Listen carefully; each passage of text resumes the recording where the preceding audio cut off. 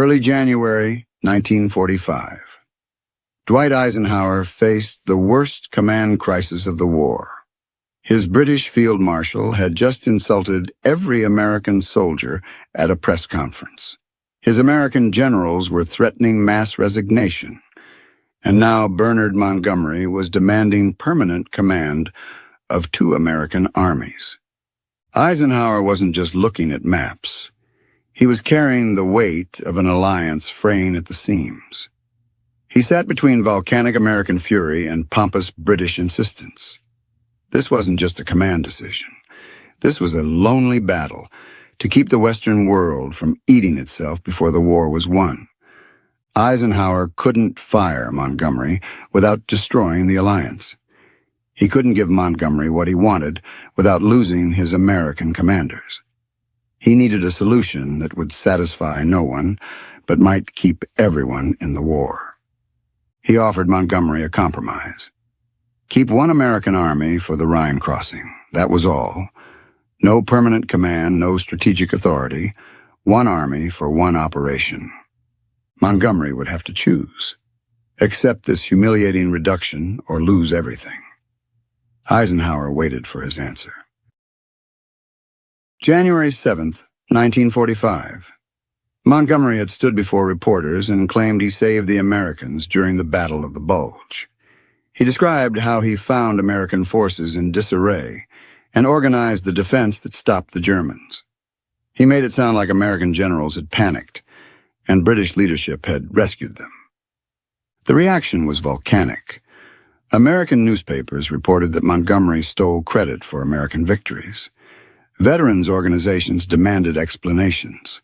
Most dangerously, General Omar Bradley told Eisenhower he would resign rather than continue serving under a command structure that allowed such insults.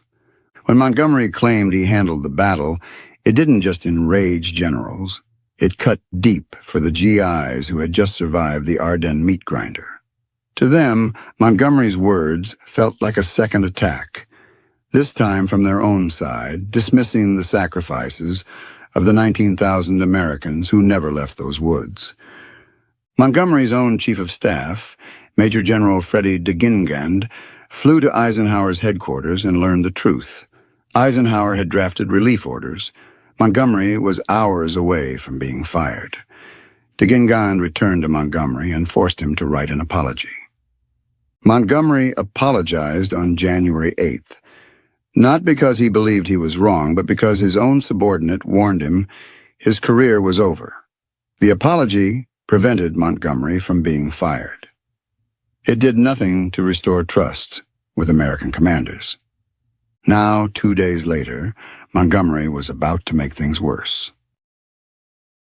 During the Battle of the Bulge, Eisenhower had temporarily placed 2 American armies under Montgomery's command.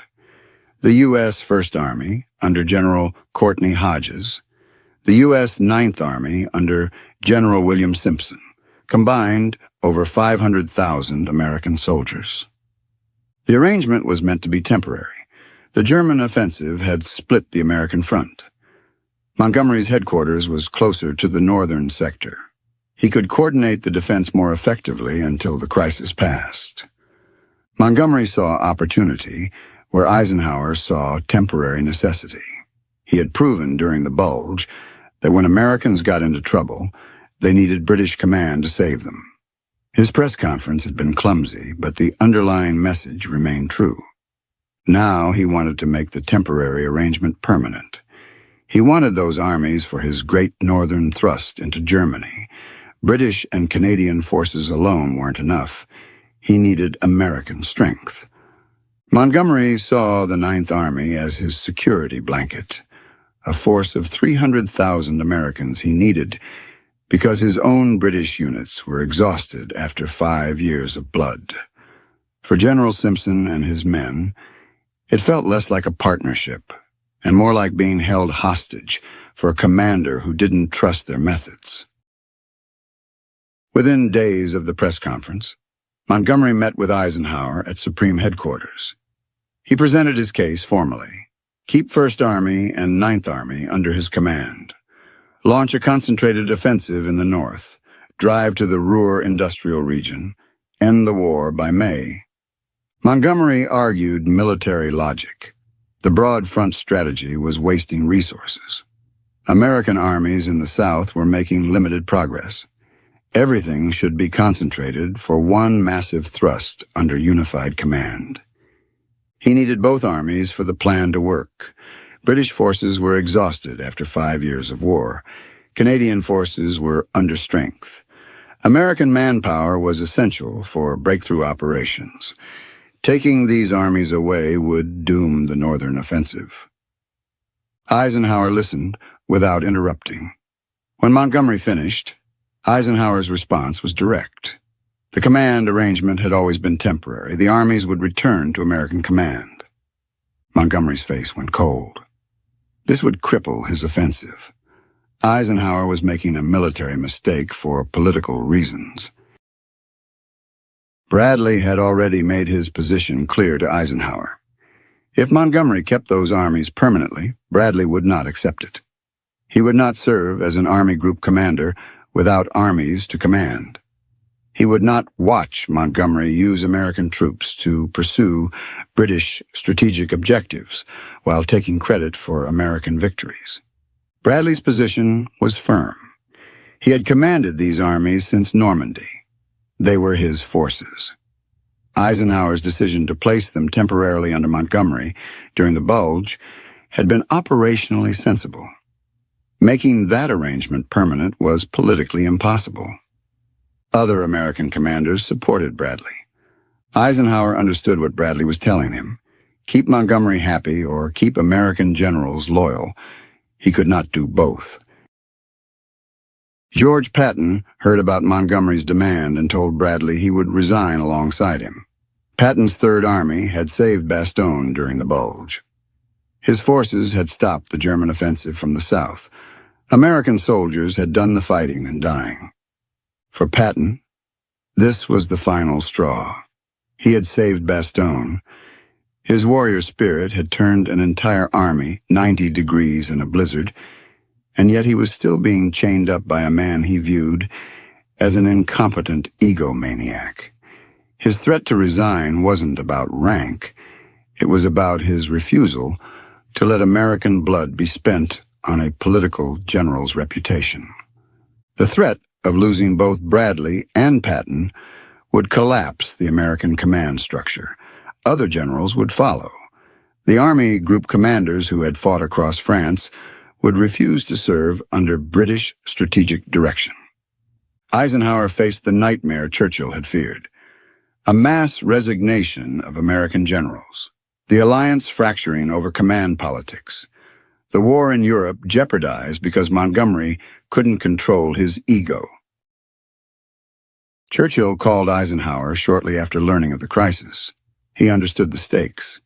If Eisenhower stripped Montgomery of American armies completely, British influence over Allied strategy would end. The final victory would be entirely American. Churchill proposed a middle path. Let Montgomery keep the Ninth Army.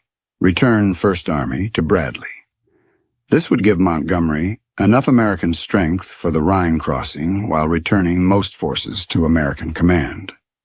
Eisenhower accepted Churchill's compromise. It was the solution he needed. Bradley would get First Army back. Montgomery would keep just enough American strength to maintain British strategic relevance. The transfer would happen immediately. But Churchill also knew he needed to repair the damage Montgomery had caused. On January 18th, he stood before the House of Commons to swallow a bitter pill. Forced to repair the damage of Montgomery's ego, he publicly admitted that the British Empire was now the junior partner, declaring that American troops have done almost all the fighting and have suffered almost all the losses. It was a humiliating moment of political submission that highlighted just how much the world had changed since 1939. Eisenhower knew he couldn't just issue a memo. He had to deliver the reduction in force to Montgomery's face. He called Montgomery in to explain the terms. Churchill's compromise had given the framework: one army for Montgomery, one army back to Bradley. But Eisenhower added the critical restriction that Churchill hadn't specified. First Army would return to Bradley's command immediately. Montgomery could keep the Ninth Army, but only temporarily for the Rhine crossing operation. After the Rhine was crossed, Ninth Army would also return to American command. This was not negotiable. Montgomery would command Ninth Army for Operation Plunder. That was all. No permanent command. No continued authority after the operation. One army for one specific mission. Montgomery asked when the army would return after the Rhine crossing. Eisenhower said that would be determined by operational circumstances, but it would return. Montgomery protested that planning long-term operations required knowing his force structure. Eisenhower repeated that the decision was final. Montgomery understood what was being offered. Accept this reduced compromise or lose both armies immediately. Keep one army temporarily or command only British and Canadian forces for the rest of the war. He accepted.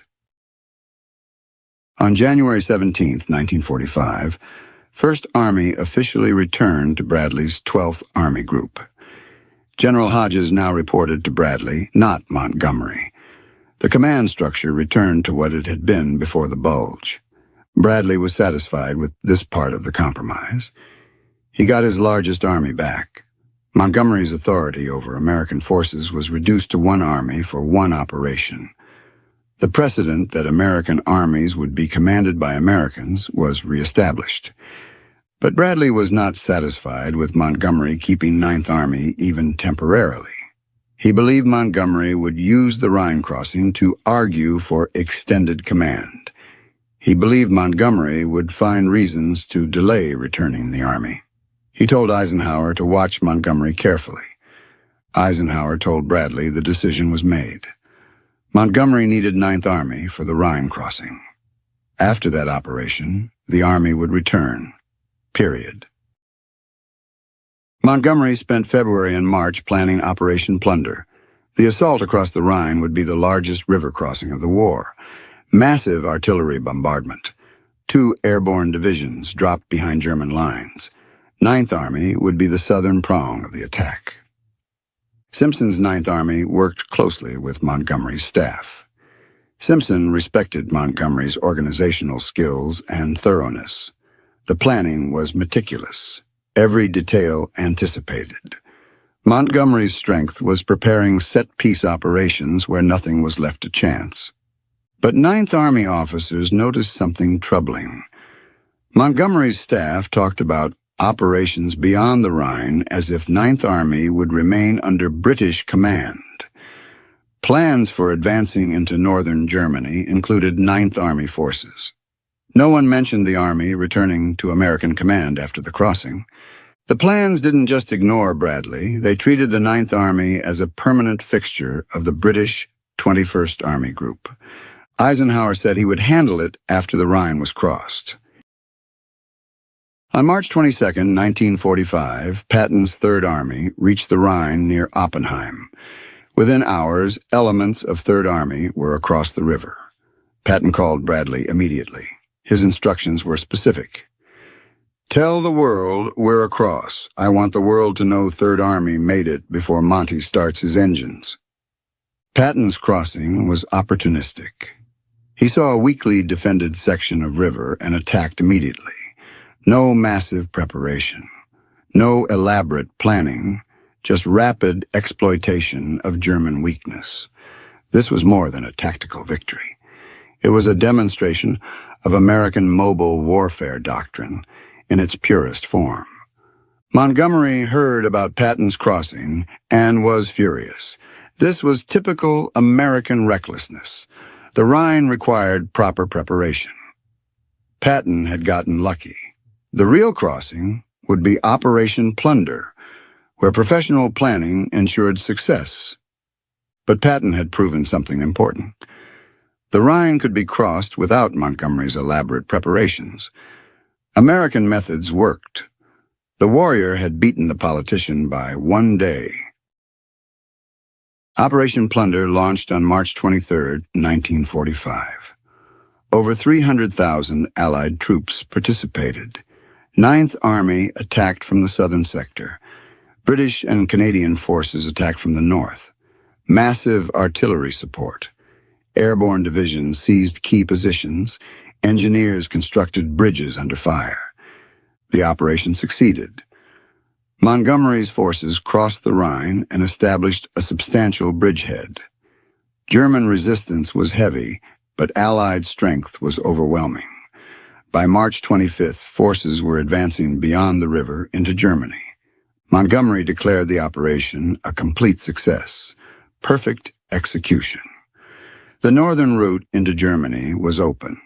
British and Commonwealth forces had led a massive river assault that demonstrated careful planning could overcome any obstacle. American newspapers noted that Patton had crossed first with fewer casualties and less preparation. Operation Plunder was impressive, but it followed Patton's proof that the Rhine could be taken rapidly. Simpson's Ninth Army performed excellently during the operation. American troops had done much of the fighting. Montgomery praised their performance. He told his staff the Army was essential for operations beyond the Rhine. After the Rhine crossing, Montgomery's staff submitted operational plans for advancing into northern Germany. The plans included Ninth Army forces. Montgomery argued that removing Ninth Army now would disrupt operations that were already underway. He told Eisenhower that the Ruhr encirclement required continued unity of command. Ninth Army was positioned to complete the encirclement from the south. Transferring the Army to American command in the middle of the operation would be militarily foolish. The irony was a jagged pill for the Americans to swallow. Patton had been starved of fuel in September to prop up Montgomery's 90% successful failure at Market Garden. Now, Montgomery was asking to steal those resources again, proving that for some, the alliance was only a tool for personal glory. Eisenhower saw exactly what Patton had predicted. Montgomery was using operational necessity to extend his command of Ninth Army indefinitely. Every operation led to another that supposedly required keeping the Army under British command. Bradley told Eisenhower the time had come. Montgomery had his Rhine crossing. The operation was successful. Now return the Army as promised. Eisenhower agreed. On April 4th, 1945, Ninth Army officially returned to Bradley's 12th Army Group. The transfer was final. Montgomery commanded only British and Canadian forces for the rest of the war. Montgomery protested to Churchill. This would cripple his advance into northern Germany. Ninth Army had been essential to every operation since the Rhine crossing. Taking it away now made no military sense. Churchill did not intervene. The political cost of fighting this battle was too high. Britain's influence over Allied strategy had been declining since D-Day. This was the final admission that American forces would be commanded by Americans. Simpson's Ninth Army continued advancing into Germany under Bradley's direction. They linked up with Soviet forces at the Elbe River later in April. The army that Montgomery had desperately wanted to keep played its role in the final victory under American command. Montgomery's 21st Army Group advanced into northern Germany and the Netherlands with only British and Canadian forces. They liberated the Dutch population. They captured German ports. They accepted surrender of German forces in their sector on May 4th. But Montgomery was commanding only Commonwealth forces. His vision of leading a massive Allied thrust to Berlin had died in January when Eisenhower took First Army away. The Rhine crossing with Ninth Army had been his final operation commanding American troops. Eisenhower's compromise wasn't just a political bridge. It was a strategic gauntlet that Montgomery was bound to struggle with. By letting Montgomery keep one army temporarily, Eisenhower proved that even with American strength, Montgomery's methodical approach was slower than American mobile warfare. Patton crossed the Rhine first. American armies advanced faster into Germany. Montgomery, with Ninth Army, still couldn't match Patton's speed. The gamble of giving Montgomery one last chance with Ninth Army was risky. 4 months earlier, Montgomery's Operation Market Garden had failed disastrously despite intelligence warnings he ignored. Montgomery had called that failure 90% successful and faced no consequences. Eisenhower was betting Montgomery had learned from that disaster. He hadn't. When Montgomery tried to keep Ninth Army permanently after the Rhine crossing, Eisenhower had justification to take it away. Montgomery had been given his chance. He had gotten his elaborate operation. Now American armies would finish the war under American command using American operational methods. The lesson?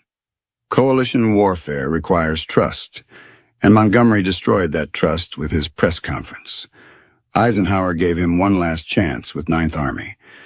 Montgomery tried to exploit it. He lost everything. In the end, Montgomery's vision of a great northern thrust to Berlin didn't die in a German ambush. It died in a press room. By choosing his ego over the alliance, he lost the trust of the men he needed most. Eisenhower gave him enough rope to hang himself, and Montgomery used every inch of it.